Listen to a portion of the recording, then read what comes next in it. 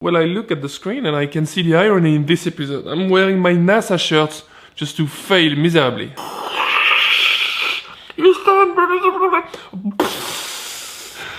This is me making mozzarella. This series is proudly supported by the French National Center for Cinema. Hey guys, salut, it's Alex.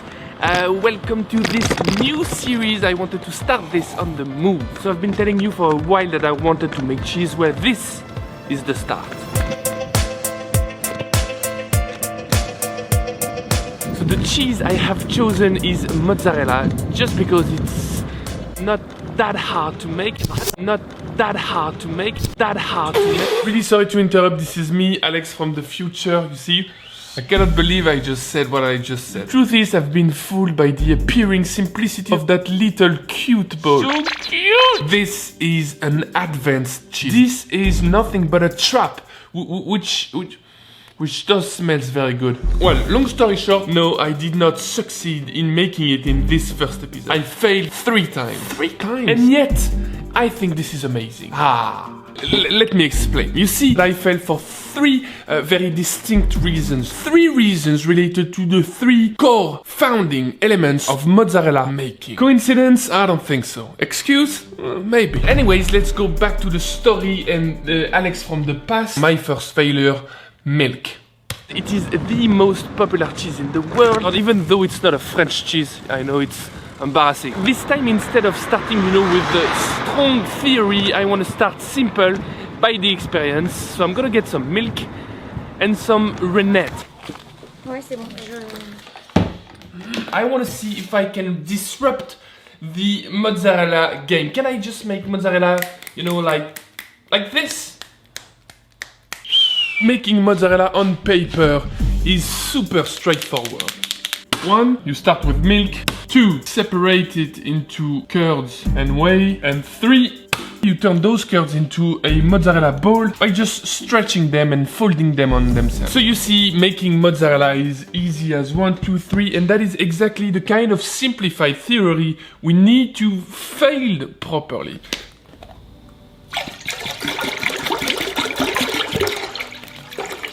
The temperature we are aiming at is about 30 to 32 degrees Celsius. To acidify the milk, I'm using malt vinegar. It's barely tepid. Let's just add the rennet.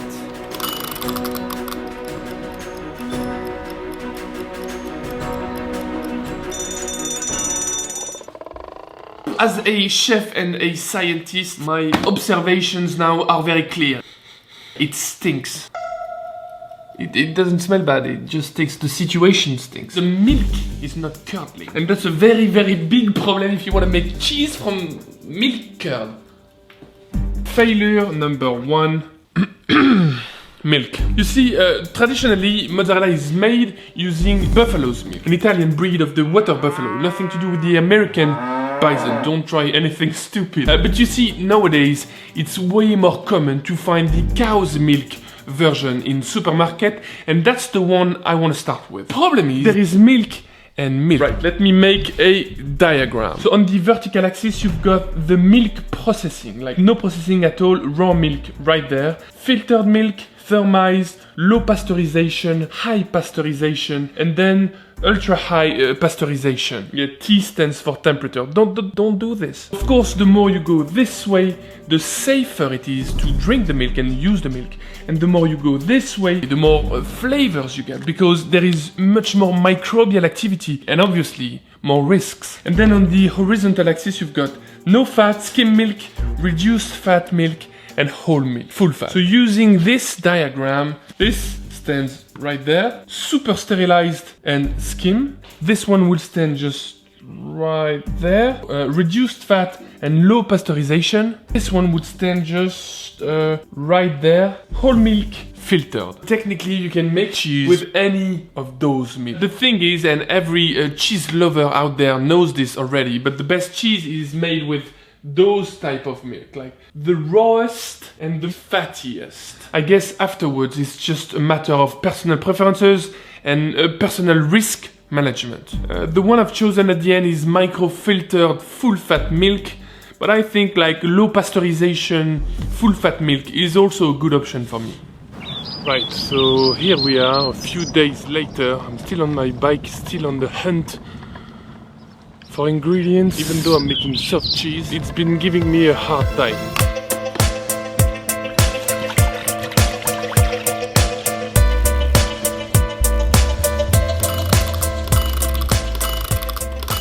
Right, so it's been way more than 30 minutes. In fact, it's been about 2 hours and a half. I don't know exactly what's going on.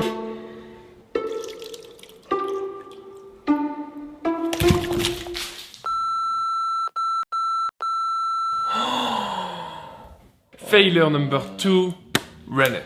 So rennet is the main coagulating agent in cheese making. This is the substance separating solid curds from liquid whey. So even though it can be based on plants, fungi or even microbes, the most common kind of rennet comes from animal. In fact, it comes from the stomach of the calf. Je vous appelle pour savoir si vous vendez de la présure. Est-ce que vous avez de la présure? Présure. Je vous dis le prix. Oui. 270 €. Allô? It's funny because they are not even surprised by the fact that I want to make cheese. Pardon? Il vous faut pour tout de suite? Oui, oui, oui. I bought this one in a pharmacy just because I was too impatient to order it online. The problem is that this is too weak. This is not pure rennet, by the way. To be honest, I should have realized this in the first place, as right there you can read fromage blanc, which is basically some kind of very, very soft quark cheese. Not exactly what we're looking for to achieve good, stretchy, semi-firm mozzarella.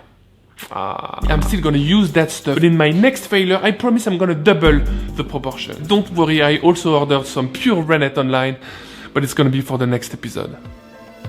Okay, so a few moments later, like a few hours later, probably the day after, you never know.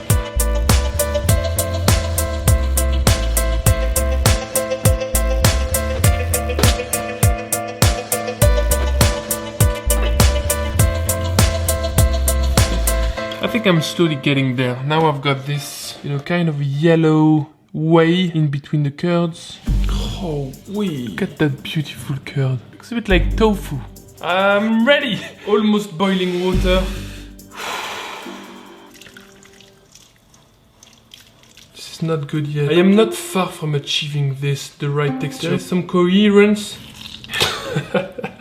I'm laughing, but it's nervous. I'm just really not pleased with the outcome. And yet I promised that I was gonna make mozzarella, so this is embarrassing. This is mozzarella number 0. You will probably agree that 0 is particularly suited for that bowl of... Well, the third failure is about acid.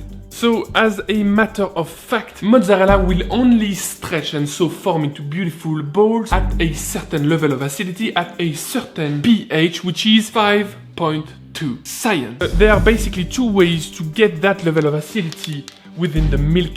The first one is bacteria. They will basically produce the acid you need to make mozzarella, and they will also produce a few other products amazing for flavoring purposes. So that's for the beautiful and traditional method, but there is also a much more down-to-earth version. You add acid to the milk. Like vinegar, that's the one I use in the first attempt. Don't do this. You can also use lemon juice that tastes so much better, or like the super classic among the cheesemaker, citric acid. Well, trust me, I am now very pleased to understand that mozzarella can only be stretched in an acidic environment. But back then, I didn't know about this. I was foolish. I was naive. Ah, poor little kid. Okay, so guys, that's it. I think I failed enough for one day. I did learn a lot. You probably did learn a lot as well.